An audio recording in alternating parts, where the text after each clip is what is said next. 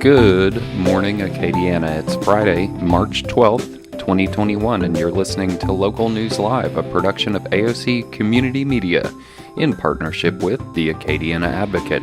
Their team of journalists print the stories important to our community and state, and we are happy to read you some of those stories. You can hear Local News Live Monday through Friday from 9 a.m. to 10 a.m. on AOC 1, the AOC Community Media channel on YouTube, and on Cypress Street Radio at aocinc.org/CS Radio. You can find the print versions of these stories and more at theadvocate.com. We can bring you this community service without the generosity of all our volunteer newsreaders. Today, I'll be your volunteer newsreader. My name is Matt Roberts. And we will start off in the Acadiana area, in our Acadiana section of the Acadiana Advocate. Our first headline today is Savoy UL campus moving forward. President cites progress as in-person classes are planned. This story is by Ken Stickney, a staff writer for The Advocate. University of Louisiana at Lafayette President E. Joseph Savoy said in an issued statement Thursday that the campus is planning for more in-person instruction this fall, as the state moves forward in Phase 3 of COVID-19 precautions and toward a schedule that more closely, but not fully, mirrors pre-pandemic life. The president's blog, released Thursday morning, Savoy congratulated the university community, faculty, staff, and students for helping to create a consistently safe living, learning, and working environment over the past 12 months, end quote. The statement was released a year after the pandemic propelled UL and much of the U.S. and world into urgent changes to help halt the spread of the novel coronavirus. UL and the University of Louisiana system, the local campus, and 8 other member institutions moved quickly and mostly in concert to change from in-person class instruction to online and remote, then hybrid class delivery options. Precautions included changes in dorm life, remote work for most faculty and staff, and remote instruction for students who either remained on campus or returned home, and social distancing and masking. The university also conducts daily COVID-19 testing on campus. In his statement, Savoy said UL is planning for more face-to-face instruction in the fall 2021 semester, although some hybrid and online options will remain among course offerings. Savoy's message comes as UL nears the anniversary of its transition to remote instruction in the spring 2020 semester. Though some courses, mostly labs, have been offered face-to-face since, most have been delivered online, virtually, or in a combination of remote and in-person. The various delivery methods enabled the university to respond to changes in the public health situation. Savoy cautioned that UL's plans for fall would be just as agile. Quote, "It is our intention to be as close to normal as we can be when the fall semester begins, though we will continue to follow the advice and guidance of local, state, and national health authorities. As that guidance and other protocols change between now and then, we will make appropriate adjustments," he said. "Your health and well-being remain paramount as they've been throughout the past year," end quote. UL has recorded 820 cases of COVID-19, according to its website dashboard. That includes 196 student cases confirmed on campus, 486 self-reported student cases, and 138 faculty and staff cases. There were only 3 cases reported for the week that ended Sunday, the lowest number on the dashboard since December 20th.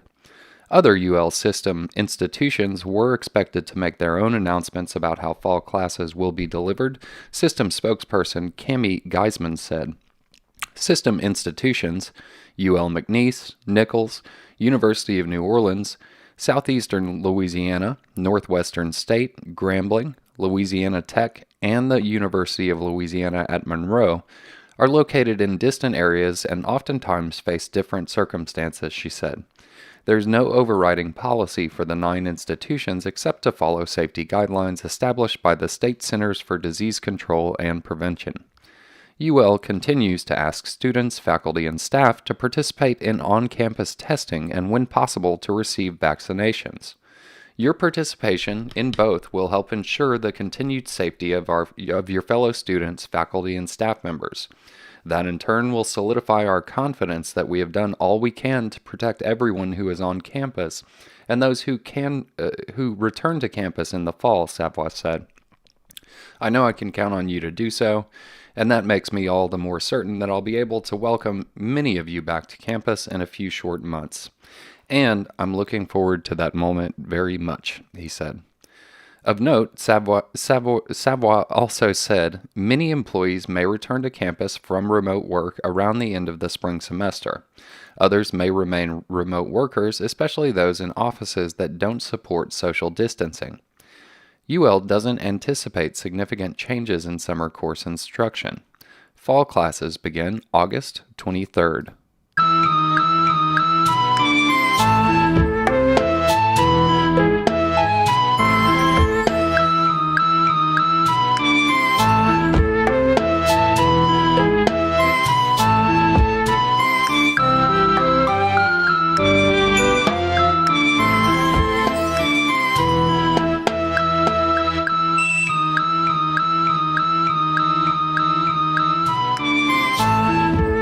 And our next story comes to us from Scott, Louisiana. A family is reeling after deaths. Father allegedly kills daughter, then self.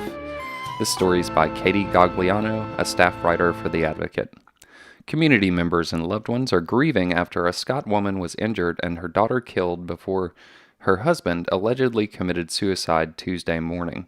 When Scott police officers responded to a residence in the 200 block of Mills Street at Short's Mobile Home Subdivision about 5:50 a.m. Tuesday, they were met by Kelly Boudreau. The 47-year-old was seriously injured and met officers at the door of the home. Officers tended to her injuries before Acadian Ambulance Services transported her to a hospital. A statement from the Scott Police Department said, "The bodies of 51-year-old Kendall Boudreau and the couple's 14-year-old daughter, Kinley Boudreau, were found in a bedroom in the home. Preliminary findings from the Lafayette Parish Coroner's Office listed Kendall Boudreau's death as a suicide and the child's as a homicide, with both suffering gunshot wounds to the head. Kelly Boudreau is hospitalized and was listed in critical but stable condition Thursday afternoon," the Scott police said. Daisy Cormier, a family friend, posted a letter on Facebook on behalf of Kelly Boudreau's family, updating the community and friends on the situation and thanking people for their support. The family asked for privacy and a halt to outreach at this time. Kelly Boudreau's mother and sister said they are visiting her daily and are extremely encouraged by her progress. Quote, "I know everything is difficult to process, and I know we all desperately want answers, but the truth is that our focus is not the answers or why behind this incident or the how long it will take for Kelly to get better. We simply don't have the answers to give you," Kelly Boudreau's sister, Mindy, communicated. The family said it is leaning on their faith throughout the ordeal. Quote, "God's word says, 'Trust in the Lord with all your heart and lean not on your own understanding. In all your ways acknowledge him, and he will direct your steps. I pray for you the peace that surpasses understanding as you cope with this incident. I pray health and wellness over your mind and emotions. Thank you for loving us," the post said. Kinley Boudreau was a student at L.J. Alamo Fine Arts Magnet Academy. Principal Eric Luquette sent a condolence message to school families after the tragedy. Additionally, counselors and social workers will be available on campus throughout the week to offer support and a listening ear to students and staff as part of the district's crisis response plan, the note said. Quote, "Our sympathy goes out to this student's family as well as our L.J. Alamo community. While we want to respect this family's privacy during this time of grief, the loss of any student impacts us all," Luquette wrote. Short's Mobile Home Subdivision was quiet Wednesday in the aftermath of the shooting. As neighbors tried to put together what little information existed about the incident and make sense of what happened, a neighbor of the Boudreaux who requested not to be named said he'd lived a couple doors down from the family for more than a decade. He described the family as friendly and tight-knit. They shared a typical neighborly relationship, chatting while mowing the lawn, sharing a few beers each month as they caught up about life exchanging pleasantries during the daily routine. The neighbor had seen Kendall and Kinley throwing a ball together in their yard last week, and the teen was smiling and bright, like she always was, he said. To his knowledge, the family hadn't suffered any sudden life changes, like a financial upheaval or job loss, and he hadn't witnessed or heard anything to suggest strife or potential abuse. The neighbor said he did not hear the gunshots and woke to the presence of police units outside in the aftermath. He said he and other neighbors are baffled. The neighbor said he'd seen the family come and go on Monday during its normal routine, and by Tuesday morning it was gone. Kendall and Kinley tragically dead, and Kelly in the hospital. It was a shock, he said. Quote, "You don't know what goes on in someone's home, behind closed doors, but there was nothing obvious out there," he said.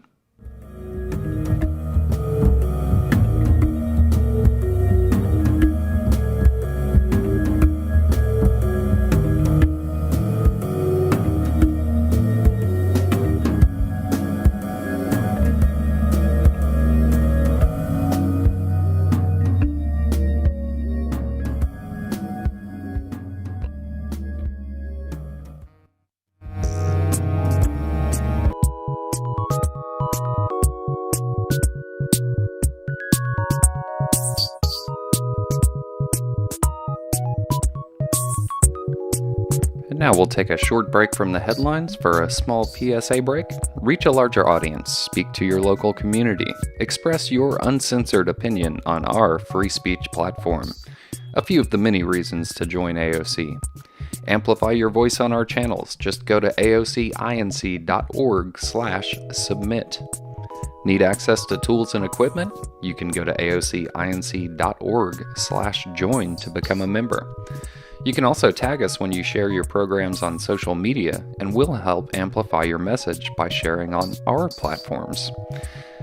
At AOC Community Media on Facebook, at AOC NLFT on Twitter, and at AOC Community Media on Instagram. You can find all this and more at aocinc.org.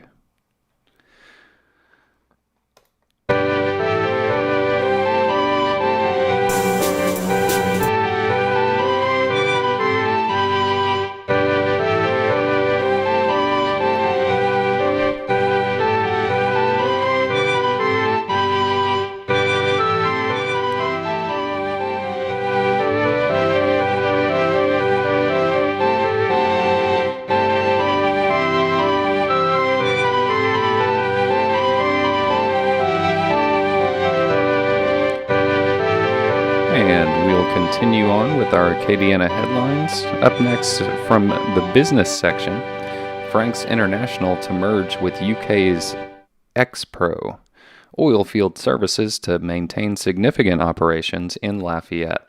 And this story is by Adam Daigle, Acadiana business editor. Frank's International, a global oilfield services company with a large operation in Broussard, has merged with international energy solutions company Expro Group. Company officials announced Thursday morning.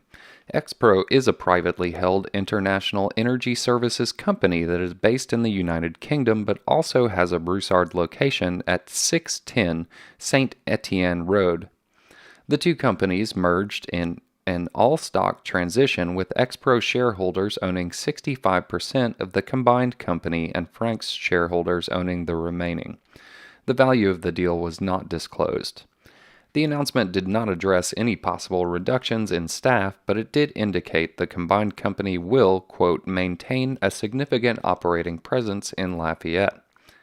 The merger brings together two companies specializing in well construction and flow management, subsea well access, well intervention, and production services. Both will have a debt-free balance sheet, the company said, with more than $1 billion of pro forma annual revenue, as well as the ability to generate cash flow and growth.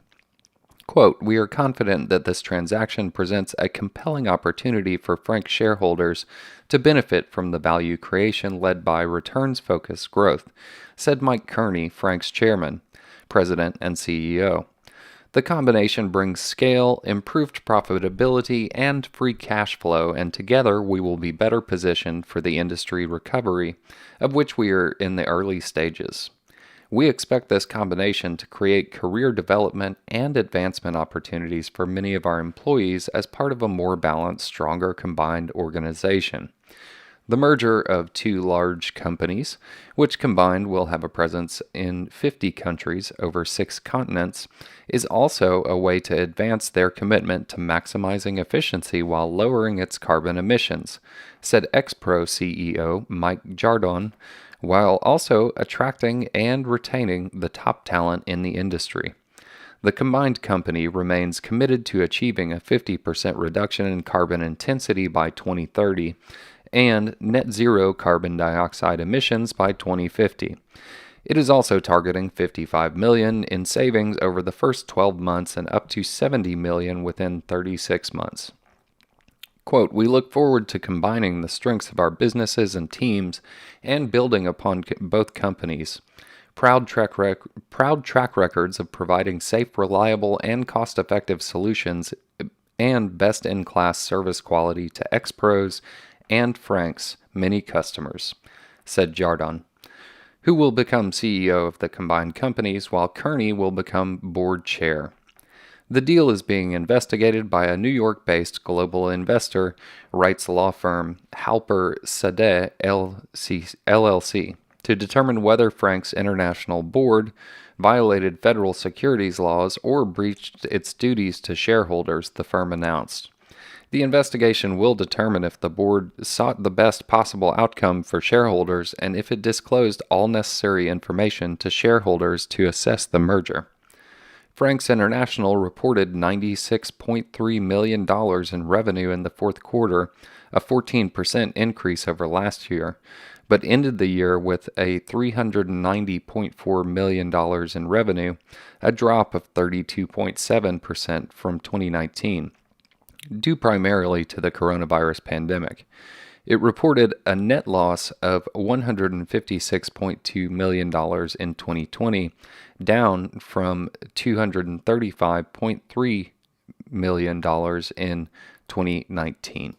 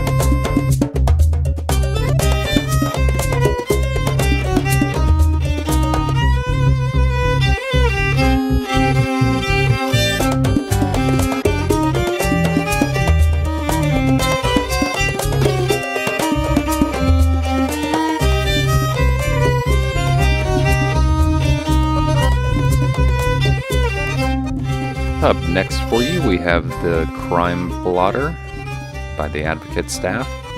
Our first headline in the Crime Blotter is Abbeville Man Arrested in February Shooting. Police booked an Abbeville man in a fatal February shooting on Green Street. Justin Williams was booked on counts of second-degree murder, possession of a firearm by a person convicted of certain felonies, and illegal use of weapons in the February 16th shooting. Officers responded to a shots-fired complaint February 16th near Green and South Lamar Streets about 5:20 p.m. Brandon Johnson, 32, also of Abbeville, died as a result of the shooting, according to a statement from Abbeville Police spokesperson Lieutenant Jonathan Touche. Williams was in custody for an unrelated crime at the time he was identified as a suspect in Johnson's death, the statement said. Our next crime headline, woman likely died of blunt force trauma. Casey Marie Collins, whose remains were found in January near Franklin, may have died from blunt force trauma to the head, according to the St. Mary Parish Sheriff's Office. Sheriff Blaze Smith told KATC that investigators believe Collins, 39, of Lafayette, died by blunt force trauma. We don't know exactly where it happened at. We did a long search, several hundred yards on both sides of the levee. We had dogs, metal detectors. We were unable to come up with anything," Smith said. Officials said the decomposition of Collins' remains indicates she had been dead for 6 months to a year before being found by 2 hunters. Smith said Collins' remains, which included a skull and a few clothing items, were found in a wooded area 10 miles north of Franklin on January 8th. He believes animal activity played a part in what little was found. Detectives using the CODIS system, CODIS system, were able to identify the remains. The investigation is continuing as a homicide. The public is advised to contact the St. Mary Parish Sheriff's Office with any information in the case. In our next crime blotter headline, a lawyer confirms that Pope is released from prison. Former Lafayette City Marshal Brian Pope was released from prison this week. His attorney, Brett Grayson, confirmed to KATC on Thursday that Pope had been released after completing his sentence. Pope reported to jail in November to begin serving a 1-year sentence 2 years after he was convicted of felony malfeasance in office charges by a district judge. After he was processed at the Lafayette Parish Correctional Center, he was transferred to LaSalle Detention Center, a private prison in North Louisiana. In October, a district court judge sentenced Pope to his original sentence for his 2018 felony conviction, which is 3 concurrent years in the parish jail for each of his 3 convictions, with all but 1 year suspended. Pope still faces multiple malfeasance charges in 2 separate indictments. One accuses him of pocketing marshal fines that should have been used on the office's operations, and another accuses him of using marshal funds to pay for 2 conference trips, then turning in the receipts for reimbursement from the city and pocketing that money. Despite his legal troubles, Pope tried to run for re-election in 2020. 2 judges ruled he was ineligible.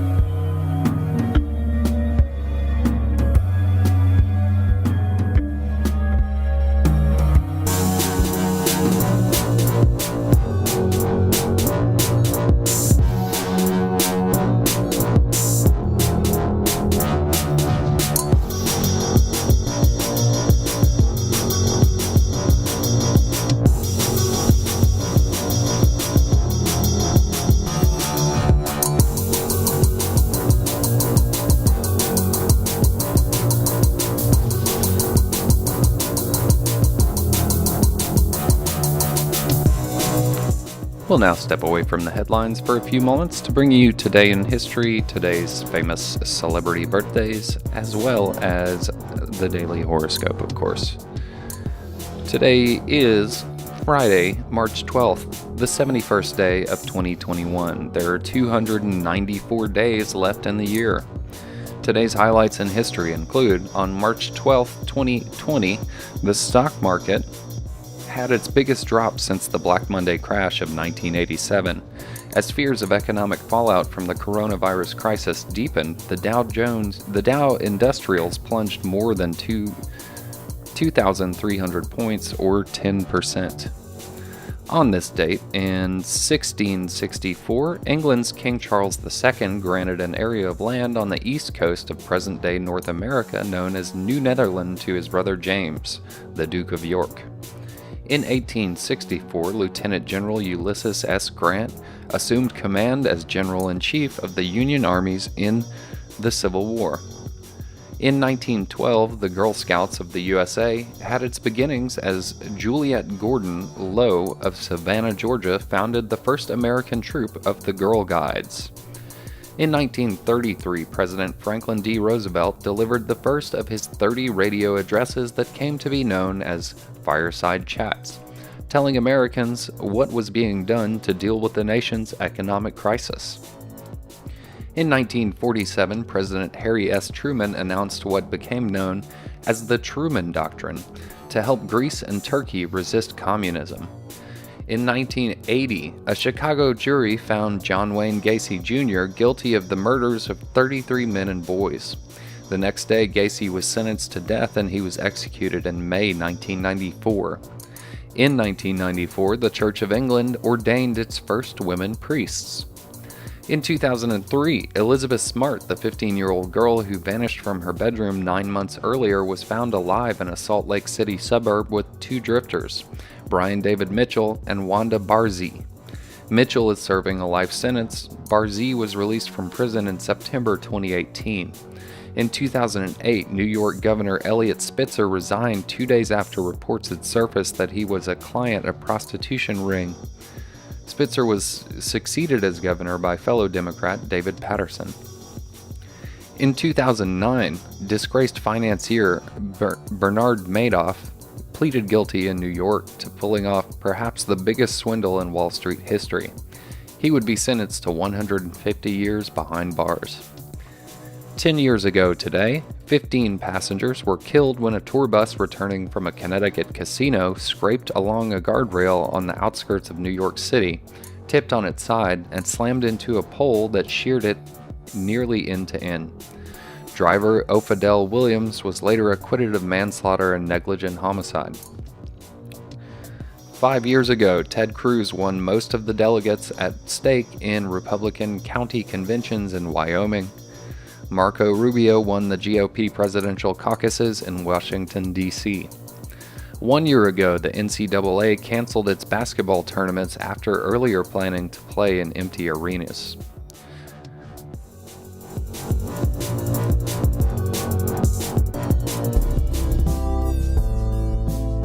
And today's celebrity birthdays: politician, diplomat, and civil rights activist Andrew Young is 89.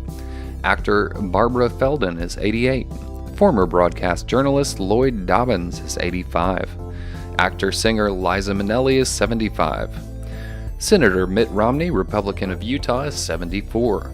Singer-songwriter James Taylor is 73. Former Senator Kent Conrad, Democrat of North Dakota, is 73. Rock singer-musician Bill Payne of Little Feat is 72. Actor John Provost, TV's Lassie, is 71. Author Carl Hiaasen is 68. Rock musician Steve Harris of Iron Maiden is 65. Actor Leslie Manville is 65. Actor Jeffrey Levine is 64.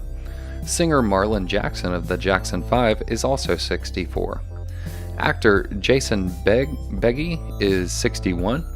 Actor Courtney B. Vance is 61. Actor Titus Welliver is 59. Former MLB star Darryl Strawberry is 59. Actor Julia Campbell is 58. Actor Jake Weber is 58. Senator Tammy Duckworth, Democrat, Illinois, is 53. Actor Aaron Eckhart is 53. CNN reporter Jake Tapper is 52.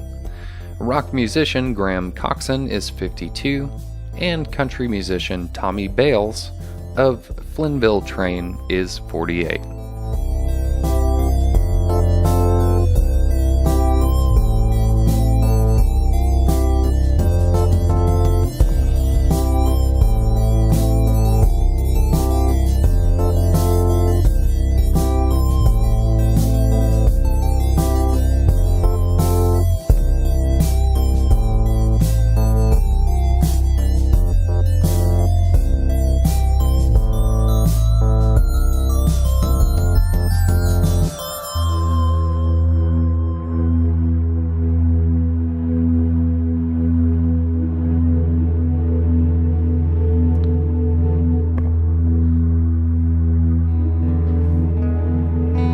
Now we bring you the Zodiac. Pisces. February 20th to March 20th birthdays. Emotions will flare up if someone takes advantage of you. Don't worry if someone likes you. Demand respect before you get involved in a joint venture. Aries, March 21st through April 19th. Set your sights on what you can accomplish and stop worrying about what everyone else is doing. Leave nothing to chance when dealing with bureaucracy. Pay attention to detail. Taurus, April 20th through May 20th birthdays. Stand firm and follow through with your plans. Don't feel bad if someone doesn't tag along. It's up to you to make things work and find your joy. When one door closes, another will open. Gemini, May 21st to June 20th birthdays. You will find it difficult to separate your feelings from what you know to be accurate. Be realistic, prepare to work diligently towards your goal, and be proud of your accomplishments. Cancers born June 21st through July 22nd, step into the spotlight and take charge. How you present your plans will determine the amount of help you receive. A money matter is likely to go south if you count on someone unpredictable. Leos, born July 23rd through August 22nd. Alter your life because it's what you want, not because someone pressures you. Connect with people who bring out the best in you. Let go of what isn't working for you. Virgo, August 23rd through September 22nd birthdays. Communication will bring good results. Ask questions and listen to the responses you get, and you'll come up with concrete plans that will improve your life and an important relationship. Libra, September 23rd through October 23rd birthdays. Pour your energy into something that excites you. The more you accomplish, the better you will feel about yourself and your future. Self-improvement will boost your confidence. Scorpios, born October 24th through November 22nd. Less talk and more action will be necessary. Remove the clutter from your life and focus on what's best for you. Physical and emotional changes will take place if you set up a healthy routine. Sagittarius, November 23rd through December 21st. Keep your emotions under control when dealing with personal matters and manipulative people. Be smart, disciplined, and moderate when temptation puts you to the test.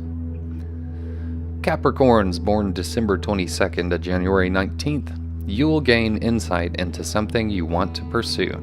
Start to make the changes that will help you exercise your skills, experience, and knowledge in new and exciting ways. Set high standards. And last but not least for this month, Aquarius, January 20th through February 19th birthdays. Keep an open mind, but don't make an impulsive move because someone else does. Listen to the voice of reason and set boundaries and do what makes you feel comfortable.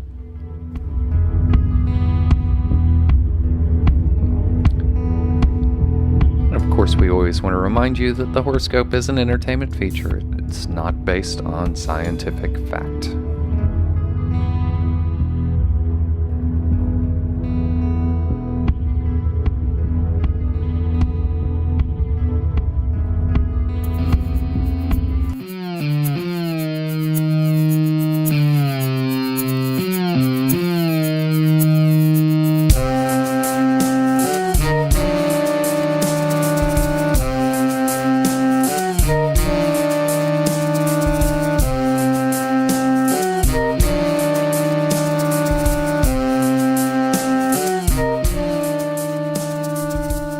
Moving back into our headlines for the morning, we're going to move on to state headlines now, all around the state of Louisiana.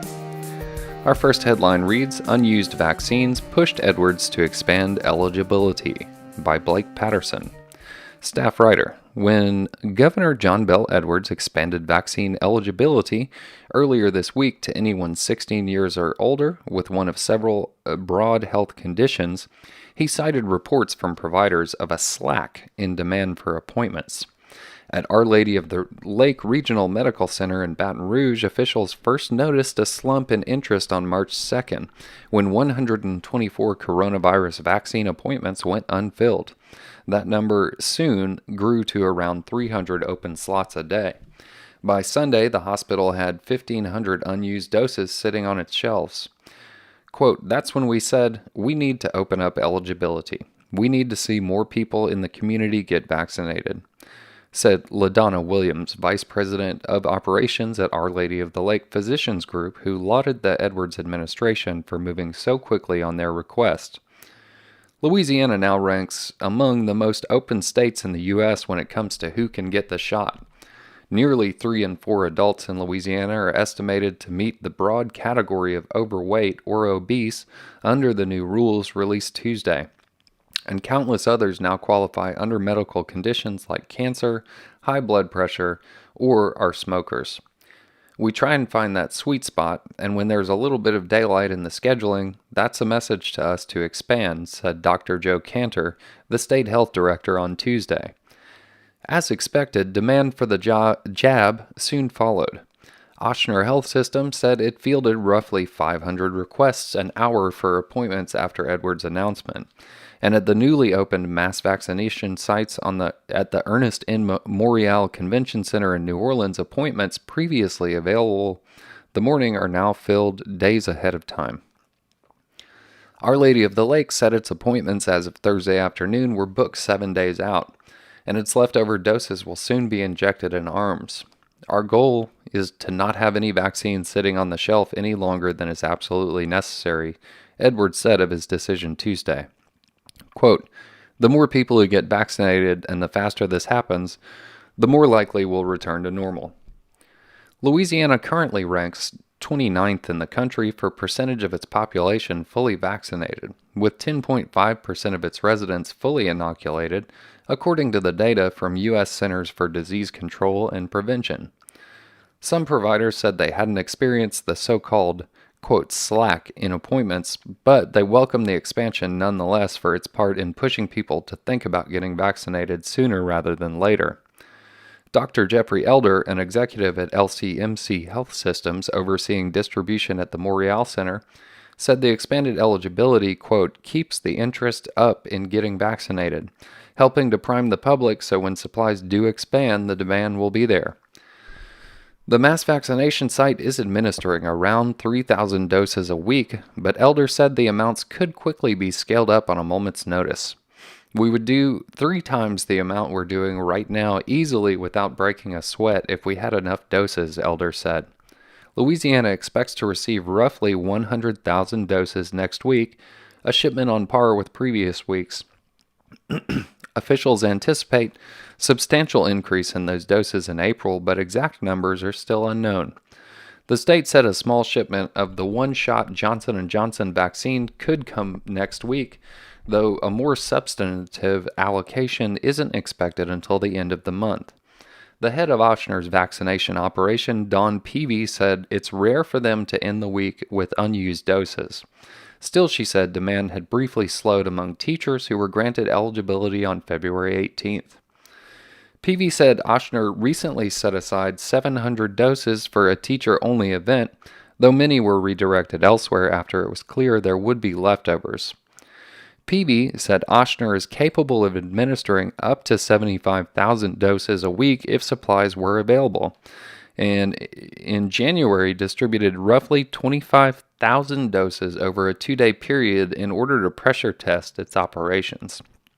"We're prepared to administer as much as we're given," Peavy said.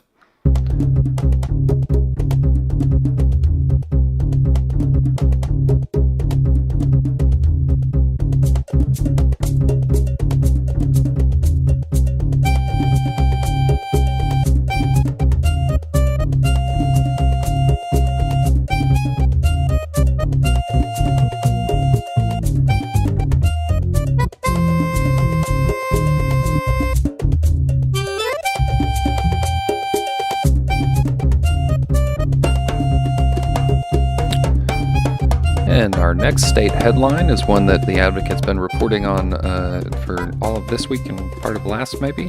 Landry aide resigns amid complaint. McGee accused again of sexual harassment. This story is by Andrea Gallo and Claire Taylor, staff writers. Pat McGee, a top aide to Louisiana Attorney General Jeff Landry, resigned Thursday as a second sexual harassment complaint against him came to light, alleging he assigned women in his office to handle less serious cases that he deemed, quote, good for women. The woman who wrote the complaint said she and other women in the office styled themselves to avoid unwelcome attention from McGee, and that McGee tried to coach male employees on, quote, how to be more manly. As the advocate was seeking comment from McGee about the second complaint, he announced he was resigning from his post as head of the criminal division at the Attorney General's office, effective at 5 p.m. Quote, due to recent false and unjust allegations against me, and after an exhaustive and gut-wrenching investigation which concluded my conduct did not rise to the level of sexual harassment, I have made this personal and very difficult decision, McGee said in a statement. Quote, let me be very clear. I did not commit, nor do I condone sexual harassment in the workplace or anywhere, end quote. The new complaint against McGee came from a lawyer who left her job at the Attorney General's office in 2019 after less than 2 years working under McGee's reign as the head of Landry's criminal division. She filed a letter with the office Tuesday that said McGee created a hostile climate for everyone who worked in his office because of his persistent sexual harassment. McGee's resignation and her complaint both came within a week after 19th Judicial District Judge Tim Kelly ordered Landry to release a previous complaint about McGee to the public. The Attorney General's office tried to keep the document under seal, and Landry took the extraordinary step of suing the advocate reporter who requested a copy of it, but Kelly last week ordered its release. That complaint also described multiple instances of McGee harassing his employees.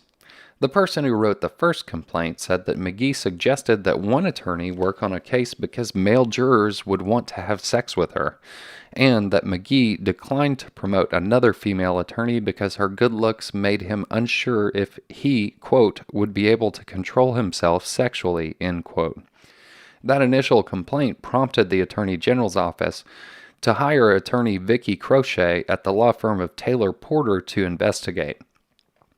Crochet's probe, concluded in January, found that McGee's actions, while improper, did not rise to the level of sexual harassment, and that McGee's comments were, quote, joking in nature, end quote. McGee was suspended for 38 days, docked $20,559 in pay, and ordered to attend training sessions on emotional intelligence.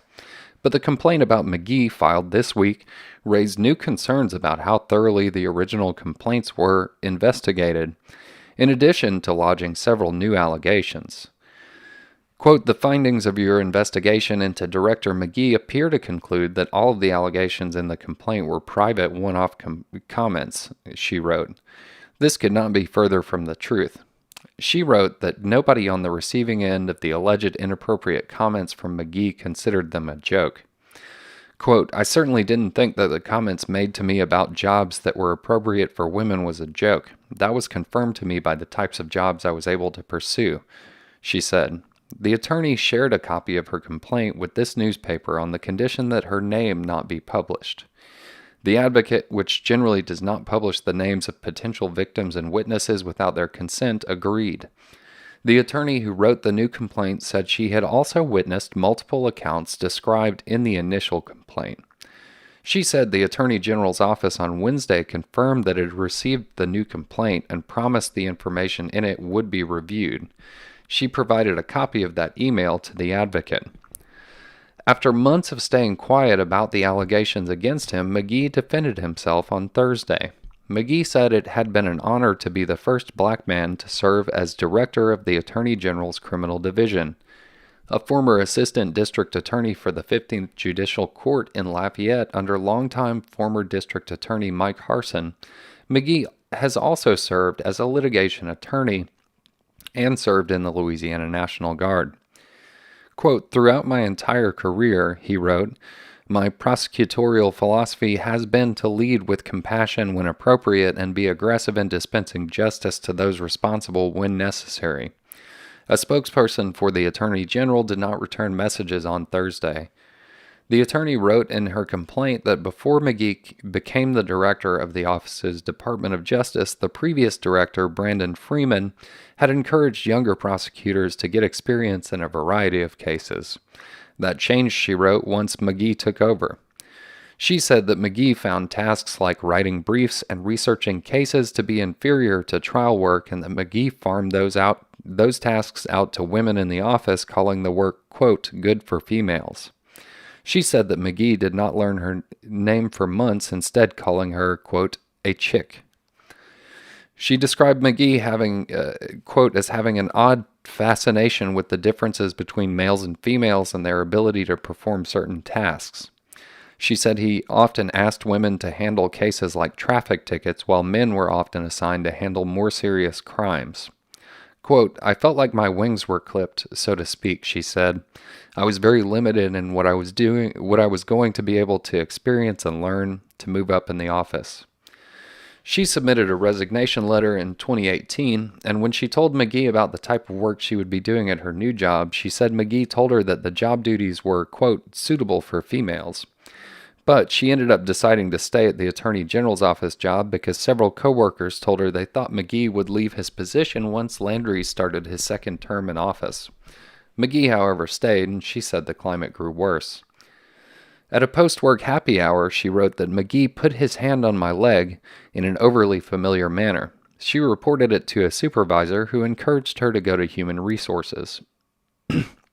After much consideration, I declined to report the incident because I believed that nothing would be done, the incident would be brushed off, and that I would suffer adverse consequences if my reporting was revealed to Director McGee, she wrote. McGee often described his love of, quote, alpha females, and he asked her if she was a, quote, alpha female, she alleged. He also continually bragged of his close relationship with Landry and reminded employees frequently of their unclassified work status, which gave McGee the ability to fire them at any time, she said. She said women in the office frequently discussed with one another that they felt uncomfortable wearing makeup, dresses, skirts, and other feminine attire out of fear that McGee would find them attractive and make sexualized comments about them, she said.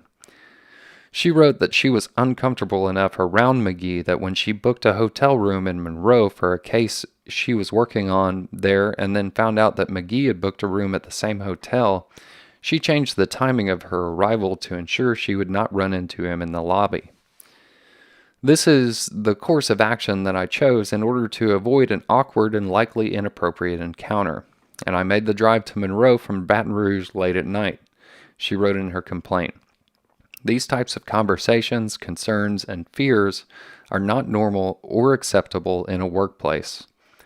She also wrote that McGee frequently spoke of having numerous baby mamas and shared intimate details of one relationship at a Christmas party when, quote, everyone present was clearly uncomfortable. She said that she also overheard McGee coaching male employees on, quote, how to be more manly. The woman said that she feared reporting McGee to HR because she worried that her complaints would not be taken seriously. The lack of findings of sexual harassment in the recent investigation into McGee reinforced those concerns.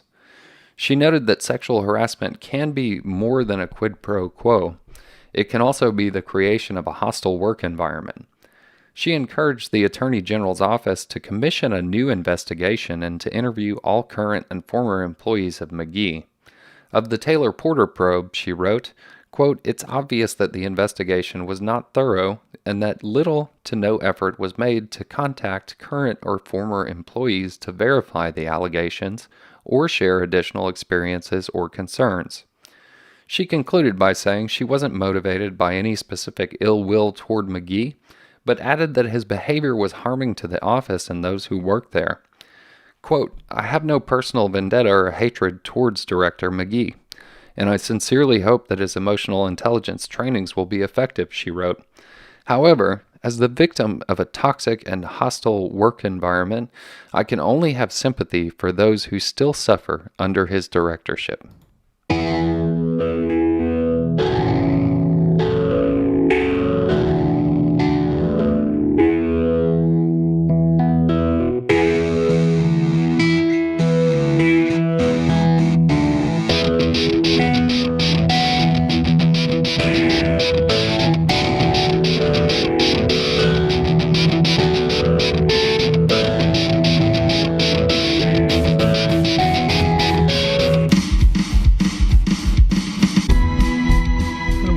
move along now to our sports headline.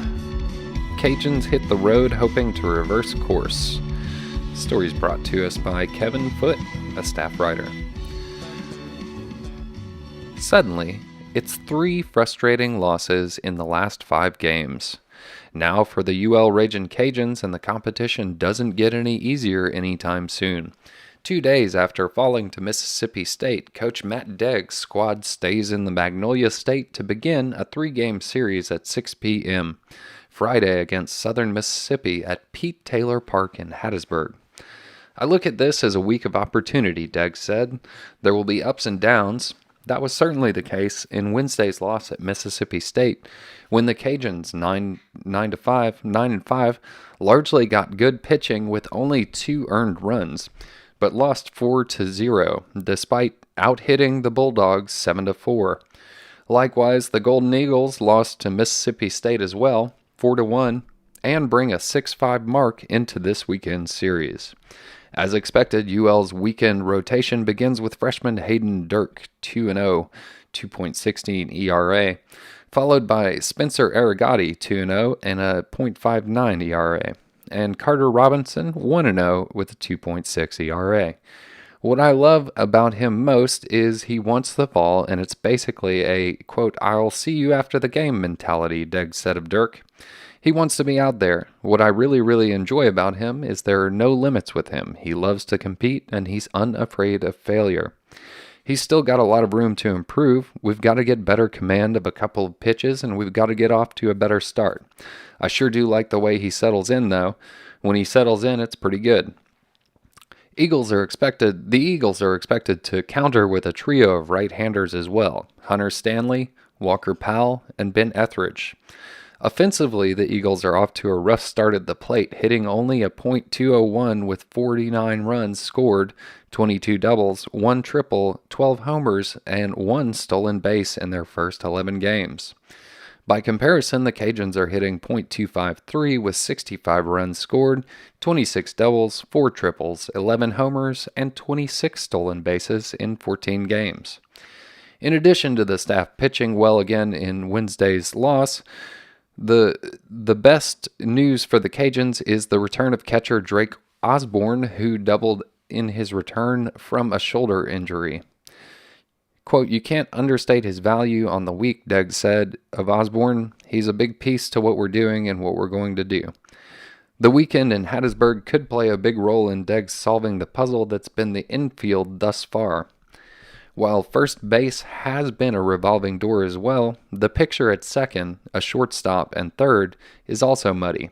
It's largely been a rotation between Jonathan Brandon, Sam Riola, Brett Borgogno, Bobby Latta, Kevin Fitzgerald, and C.J. Willis. Quote, "We're still waiting on somebody to separate themselves," Degg said. "I think Bobby's headed that way with the bat. For me, you've got to be able to do both. We're still looking for guys to string together really good at-bats, being able to dominate routine plays on defense and play the kind of defense we want to play. Right now, there's still a lot of opportunities out there," he said. Over the weekend, Anthony Catalano entered the picture at second base and got 2 hits and drove in a run. Quote, "He's been working while he waits and got his opportunity finally," Degg said. "He'd pinch run a couple of times, but found other ways to stay in the picture, chasing foul balls, working hard, and doing extra. I decided to give him an opportunity, and he went out and made the most of it."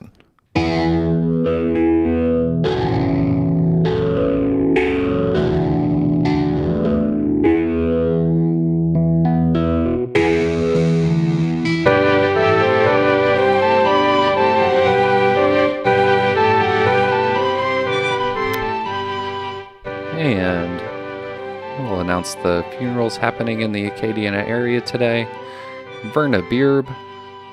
Funeral services held at Melanson Funeral Home of Karen Crow at 4615 North University Avenue in Karen Crow at 11 a.m. John Broussard services will be held at St. Alphonsus Catholic Church in Maurice at 11 a.m. Roy Duyon will have services at Evangeline Memorial Gardens Chapel in Karen Crow at 11 a.m. John Guidry will have services at St. Anthony Catholic Church in Krotz Springs at 1 p.m. Barbara Perez, Sacred Heart of Jesus Catholic Church at 2 p.m. John Verrucci Jr. of Delhome Chapel of the Flowers at 1011 Bertrand Drive in Lafayette at 3 p.m.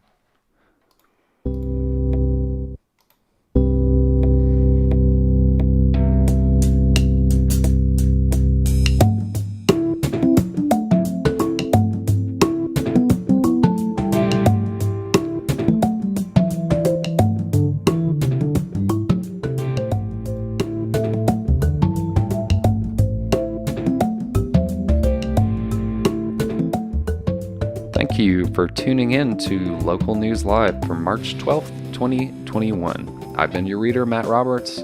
Join us 9 a.m. Monday through Friday on AOC 1 on Cox Channel 15 and LUS Fiber on Channel 3. You can also check us out at the AOC Community Media channel on YouTube, as well as Cypress Street Radio. You can search for that and you'll find it. You can read these stories and more at theadvocate.com. Find out how to volunteer and more at aocinc.org. Everybody, have a great weekend. Thanks for tuning in.